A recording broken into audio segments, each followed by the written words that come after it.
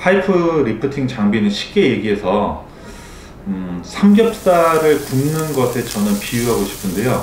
이 볼 부위에 가장 큰 효과를 볼 수 있습니다.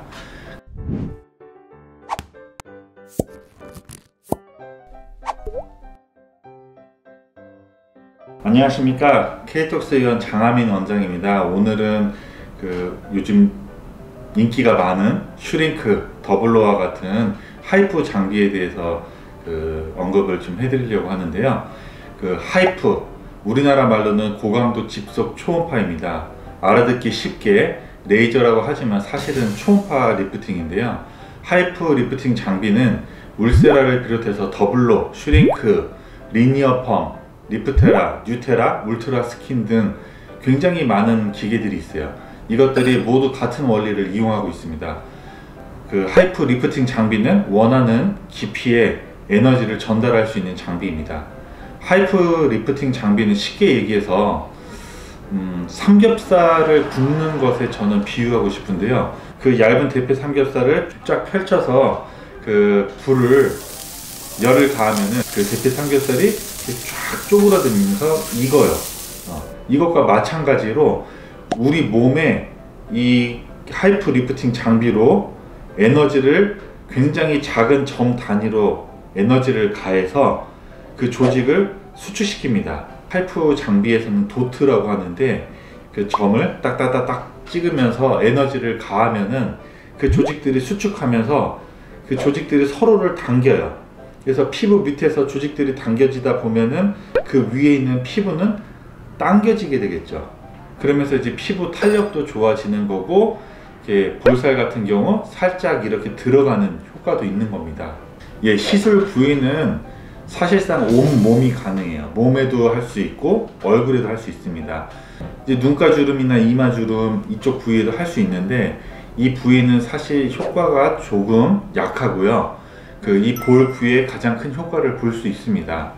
가장 효과가 큰 경우는 볼살이 이제 적당히 있고 처짐이 별로 없는 경우예요. 볼살이 이렇게 홀쭉해지면서 피부가 좀 당겨지고 하면서 가장 큰 효과를 볼 수 있고요. 볼살이 적으신 분 같은 경우는 하이프 장비의 에너지가 이 볼살 그 안쪽까지 깊이 들어갈 수가 있어요.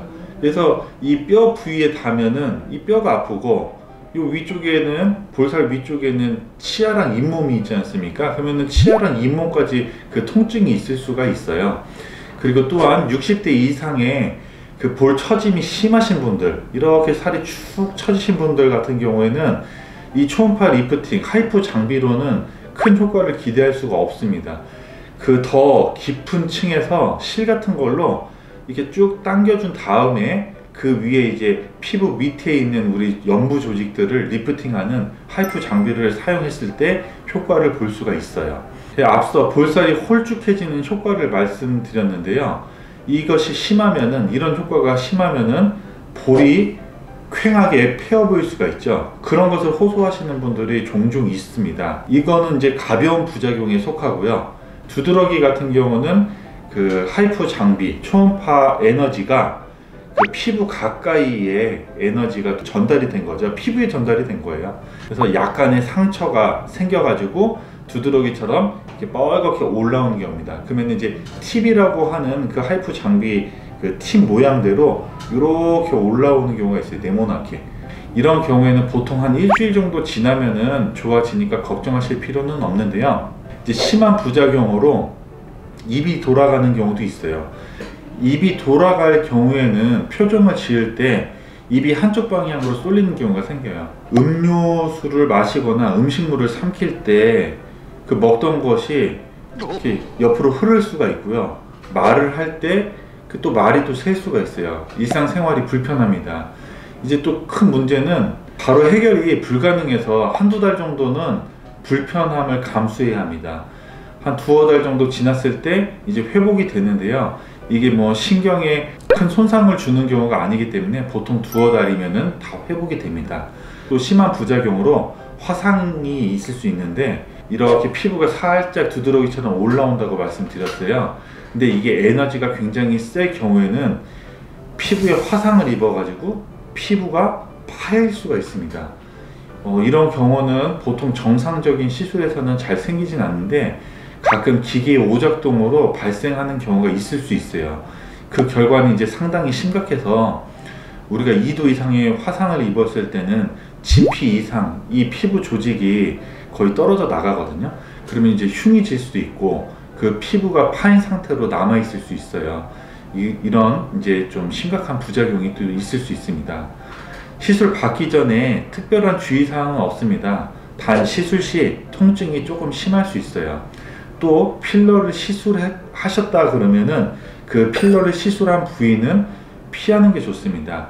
예를 들어 이제 팔자나 볼 필러를 했는데 그 부위에다가 그 초음파 리프팅, 슈링크나 더블로 같은 리프팅을 하게 되면은 이렇게 에너지가 속에 전달되면서 필러의 결합을 깨트릴 수가 있어요. 그러면 필러가 빨리 흡수돼서 사라집니다. 그러면 다시 폐임이 생길 수가 있어요. 그런 원하지 않는 그런 작용이 생길 수가 있어요. 유지기간은 사람마다 다릅니다. 보통 3개월에서 12개월이라고 저는 말씀드리는데요.